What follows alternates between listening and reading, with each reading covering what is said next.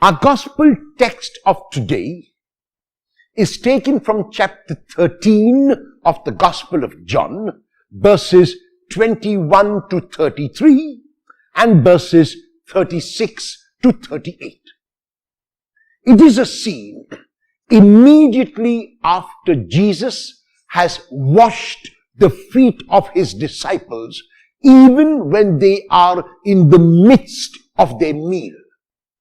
The fact that he gets up from table when they are in the midst of a meal and begins to wash the feet of his disciples is an indication that the gesture is not merely a gesture of service. It is not merely the gesture of a slave. It is the gesture of unconditional, of magnanimous, of eternal love.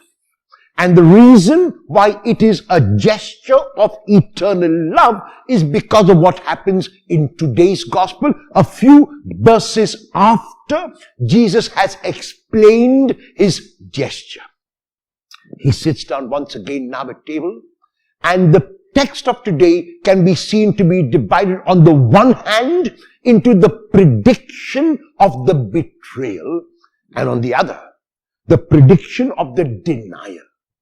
Jesus knows who is going to betray him. Jesus knows who is going to deny him. Jesus also knows that the other 10 are not going to fare as well at all. And yet, he has washed their feet. He has washed the feet of a betrayer. He has washed the feet of a denier. He has washed the feet of those who will abandon him, because his love is not barter exchange. His love is not a love which will expect that a person reciprocate that love.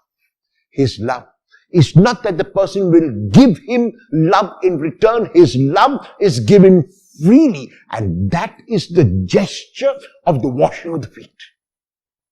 And that is why in the gospel text of today, he begins to tell his disciples that he is going to be betrayed. The disciples have to know and accept responsibility. The disciples must know that Jesus himself knows that he is not going to be taken unawares, that he is aware, that he reads the signs of the times, and he knows his disciples intimately.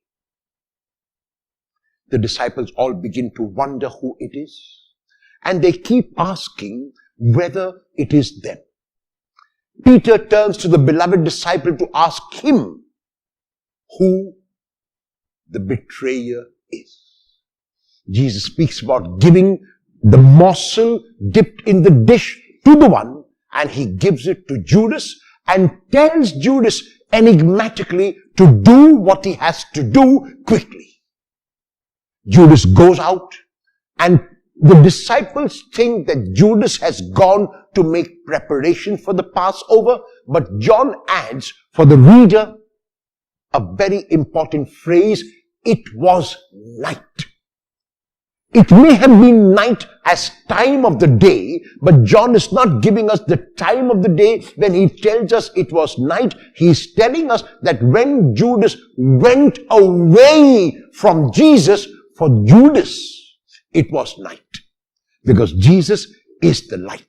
So anyone who goes away from Jesus, anyone who moves away from Jesus, moves away from the light to the darkness, and Judas has gone to the darkness. Jesus then goes on, after Judas has left, to predict his denial. The Peter who is so emphatic in his support of the Lord, the Peter who says that he is going to die for the Lord, is the same Peter who will deny the Lord when the time to stand up comes. Peter is unable to stand up because of his fear, and yet the Lord will be able to look at Peter even after his denials, even before his denials, and during his denials, with unconditional love, acceptance, and compassion. And so today, we need to ask ourselves, each of us, about our response to this Jesus who will soon go to his cross. Have I, like Judas, betrayed the Lord often? Have I, like Peter, denied the Lord?